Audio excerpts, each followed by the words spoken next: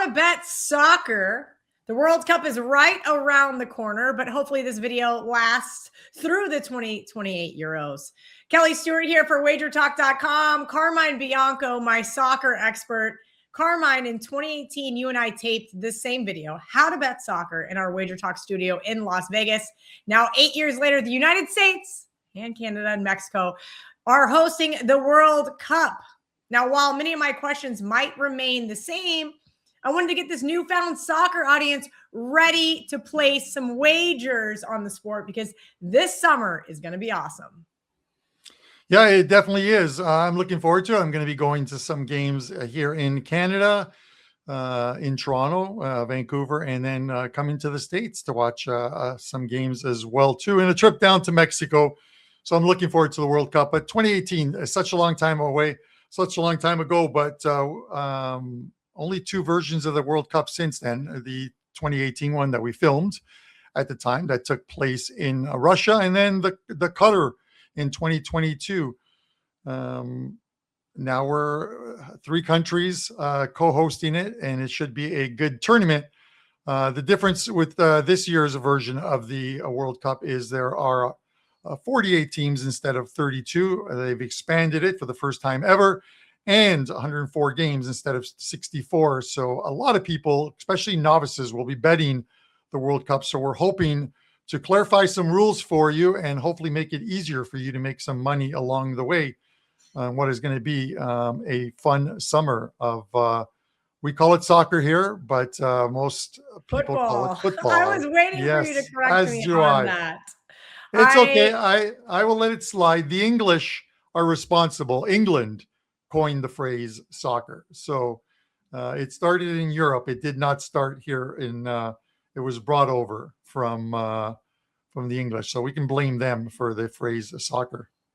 Well, let's get into some of these most frequently asked questions, Carmine, and I can attest that Americans hate ties. And I guarantee that is going to be the biggest complaint from new soccer bettors. So let's talk about the draw, why a 1-1 tie could mean you lose your bet. When betting soccer, you have to look at the draw. Draws happen 25% of the time. And we've got a cool stat just based on the last version of the World Cup and this year amongst the top 5 leagues in Europe. You'll see that during the 2022 World Cup, the first two group stage matches, 9 of 32 games, 28% of the games ended in draws. You look at this past season in Europe, in England, in the Premier League, 27% draws across their 380 games. Germany's Bundesliga, 25%. France's La Liga, Ligue 1, 24%. Italy's Serie A, 25%. And La Liga, 24%.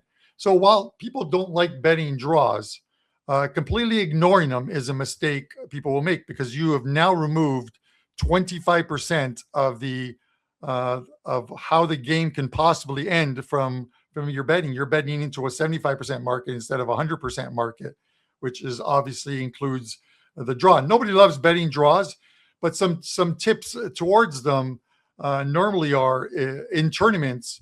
The first two group stage rounds are good times to bet draws. Teams are just trying to position themselves for the final match day. So they're looking to play lower scoring games, games in which they can pick up a point from a draw and at least be one of the top 3 teams that can possibly in the group that can qualify into the next round of the knockout stages. During the regular season, lower ranked teams will park the bus, as they call them, just trying to pick up points against some of the better teams to stave off relegation at the end of the season. So there's many reasons why draws are bettable, and they're normally in that 260 to plus 300 range, unless it is one big favorite against a big underdog where you see a higher price. So removing a plus 280 from the betting markets is not long term. It's not good for your bankroll.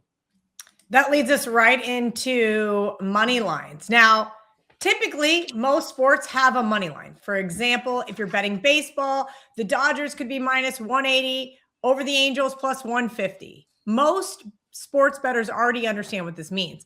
But in soccer, we have what they call a three-way money line. Carmine, can you explain to our audience what that is? What happens if it draws? And how can I bet a team without having to worry about that dreaded draw? I think like education of the lines is the most important thing. If you just look at them or if you don't pay attention to the rules, you may end up betting something that loses and you get frustrated and you say, I'm never going to bet this sport again. If you understand the lines, you make the proper bets, and win or lose, you move on to the next game. During whether it's the domestic league seasons in Europe or here in North America, or whether it's a competition like the Euros or like the World Cup, all bets from sports books are graded on 90 minutes plus any injury time. Injury time is second half substitutions when they're bringing on players, any stoppages in play for injuries. They normally have the fourth official is timing it on the sidelines on his clock or watch, and then relays that information after 90 minutes to the head official. They'll put up that sign, and you'll normally see 5 minutes of injury time, 7 minutes of injury time. It is always different for every single game, but that's how books will grade your plays. So in a competition like the World Cup, in the knockout stages, where a winner needs to be determined, it's quite simple. It's going to be graded on 90 minutes, but sports books do have what is called a 2 advance line. It is available in the knockout stages for every single game. So if you want to eliminate the 90 minutes in injury time and you just want to pick the winner of the game, you can go to the 2 advance lines. And let's say hypothetically, you're playing France versus Argentina, the 2 finalists from the 2022 World Cup that went to extra time and penalties. If you bet the 90-minute draw, you're a winner, regardless of what the final result was. If you bet either Argentina or France, you lost. If you bet the 2 advance on Argentina, which means to lift the trophy and be the eventual champions, then you were a winner because they won it in penalty kicks.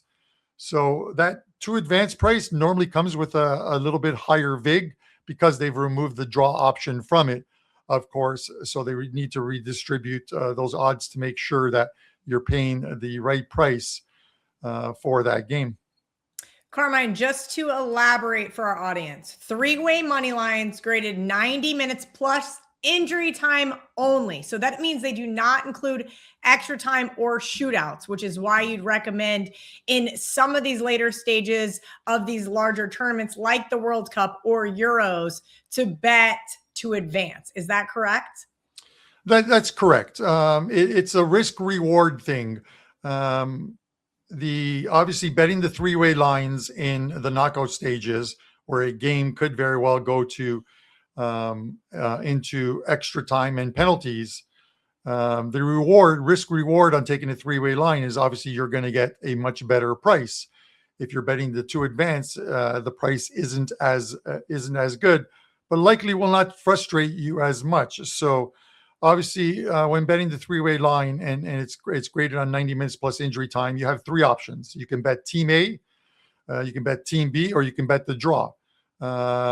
There are 3 possible outcomes in 90 minutes plus injury time, and you have a 1 1/3 chance of getting it right. There's 3 options, and you'll see it on that graphic there. So with that said, I would stick to the 3-way betting line. 75% of the time, a game is going to be settled in 90 minutes. But if you love the draw option, I would take the draw option in 90 minutes as well too. And like I said, on match day 3s of these club competitions where teams only need a point to get into the next round, they normally will play for a draw. Prime example of that, 2018, when France won the World Cup. Their final group stage match was against Denmark, and both teams only needed a draw, and they played to a scoreless draw. So those things do happen. Carmine, one of the most confusing things to me about betting soccer is the Asian handicap. I know a lot of people try to Google search this, but I think overall they're really intimidated by it. But it also does eliminate the the possibility of a draw, because you're getting the favorite at a goal deficit and the underdog getting a, half point, a half goal, if you will, better. Yeah, that's one of the things with football betting is the Asian line. It's similar to a point spread in any other sport. So obviously, if Team A is favored by a goal, you're going to need them to win by 2 for the outright cash. A 1-goal win obviously gets you a push. Any other result is gonna result in a loss if they don't win by 2+ goals. But the Asian handicap now incorporates a split line. So the reason for books putting up split lines. So let's say hypothetically a team is, you'll see a team minus 1.25, minus 1.25 goals, and you're trying to figure out what is a quarter goal and how do you score a quarter goal, or how is a bet graded on a quarter goal. Instead of putting out a line of -1, -160-ish on a team, they will forego the vig and give you a line of like -1.25. So if you bet $100, what is essentially happening is 50, half of your bet is on the team -1. The other 50 is on the team -1.5. So obviously think about it. -1, -1.5. The medium of that is -1.25. And that's where the number comes from. You normally see that when a team is favored by -160 or higher. That's when the Asian line starts to come into it. You'll see a team favored by -160 to -170. They're usually favored by a goal. Once you get into the -250s, teams go up to a -1.5 on the spread. And then as that money line gets even higher, the Asian line gets higher with it as well too. So if you took the dog in this instance, Kelly, and you took the dog at 1.25, your bet would win if your underdog won outright, if the game ended in a draw. And if they lost by a goal, you would push the +1, but you would cash on the +1.5. So sometimes with these Asian lines, if they're high enough, you can take a dog and find various ways of cashing your ticket. I do like those alternate ways of being able to place some action on soccer, a sport that I don't know that well, but I get sucked in by these underdogs, Carmine, and whether it's American football, whether it's college basketball, sometimes we need that other little push where, hey, you know what? This team tried really hard. They lost by 1. And we'll still get a little bit of plus money on them. Let's talk about some totals here, because this is a really interesting comment that somebody told me.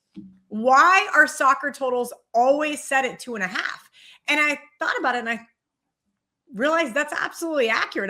I've very rarely or never even seen lower or higher than that. Yeah. So normally all books and sort of the mainstream books, and you'll find them on WagerTalk Live Lines or Odds Logic as well too. We'll set lines, and even your online books will set lines at 2.5. It's always been the sort of the standard total that books will put up.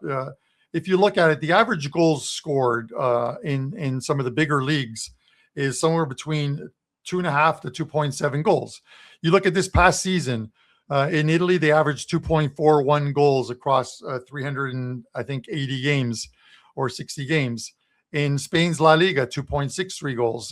France's Ligue 1, 2.77.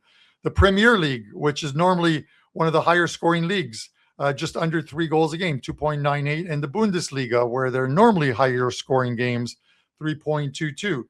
So it's basically the 2.5 is like an equilibrium price or the medium, again, of where the average normally falls in on.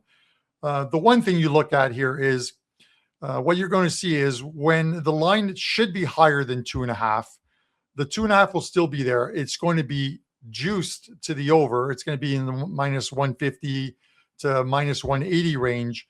Books also offer you spread in total bets. So that's where you can bet the handicap on the games, as we just talked about, like the Asian lines, and the totals. So for a typical total that is 2.5 -160, if you check the spread in totals, because you don't want to lay -160, you'll see that spread, the total is actually 3 -110. But there, the possibility exists of a push if the game lands on 3. So if you want to avoid the vig, you bet the the totals line that the books offer you. If you don't want to bet that, and you want to cash on a game that ends 2-1 is the most popular score in football in Europe, it seems. And you don't mind laying the vig, then you just take the 2.5 line and you bet the over. All right. Now we kind of covered what I would call soccer betting 101. Let's get into a little bit more 102, because the prop market since the last time we did a how to bet soccer video has completely exploded in almost every single sport. Anytime goal, first goal scorer, shots on target, cards. Let's talk about the props and the players market for those looking to capitalize in their soccer handicapping. Yeah, it's one of the interesting things is in tournaments, especially books will, and I've seen a couple of the lines already, but books will put up how many goals are going to be scored in the tournament, and you can bet over or under on it. For this year's edition of the World Cup, the total is set at 290.5 goals being scored in this year's World Cup. Now, the last two World Cups had, in 2018, 176 goals scored, and in the 2022 World Cup, 179. So you're wondering, why are we 110 full goals more than what the two previous World Cups produced? Well, because this year we have 40 games more. And think about it, 40 games times that 2.5 is basically 100. They've added a little over 100 goals to that total, and made that prop. So you can bet total goals. You can bet yellow cards in a tournament. This year, change in rules in the World Cup, where only the captain of a team can go up and talk to the game official during the game. Any players who come in complaining are given a yellow card. So that could affect the yellow card market. These are five different rules on the World Cup for 2026, but they're rules that are going to be adopted into the 2028 Euros, and then will continue to the 2030 World Cup as well too. So it's something to know. There are goal scoring props. Those are always difficult as well too. And I'll use 2022 as an example. You're never getting the true market value on what a goal scoring prop should be. Kylian Mbappe of France won the Golden Boot in 2022, beating out Lionel Messi in that one by, I believe, by assists, which was the tiebreaker. But that was across 10 to 12 games where I think he scored 8 goals. You're not getting the true price normally on them. You're betting Lionel Messi, you're betting Kylian Mbappe, you're betting Cristiano Ronaldo, Erling Haaland for the best 4 goal scorers that are around at the moment, and you're laying minus 140, minus 150. You should never lay vig on any goal scoring prop. You should always be getting plus money and aim to get at least plus 150 or higher on any footballer to get an anytime goal. Great advice from our expert, Carmine Bianco, WagerTalk.com. Carmine, please let everybody know where they can get all of your soccer plays, from the World Cup to the Euros. And of course, every single week you are giving out soccer wagers during the regular season over at WagerTalk.com. Yeah, the World Cup has been fantastic for us. The last 2 World Cups combined over 60 units of profit with minimal games as well too. A lot more games this year. I'm excited about that. 104 betting opportunities, 184 plus betting opportunities, because there's bets within a game. But you can find me over at WagerTalk, wt.buzz/CB. If you're obviously watching this video prior to the World Cup and you head over to my page, there is a 20-page World Cup betting guide that I released, which is absolutely free to download. You can get that with which breaks down all 12 groups in this year's in the 2026 version of the World Cup, and I'll be doing it for the 2028 Euros and again for the 2030 World Cup. So if you're watching this video a little later on and you missed the World Cup, just come back to my page. always soccer plays up.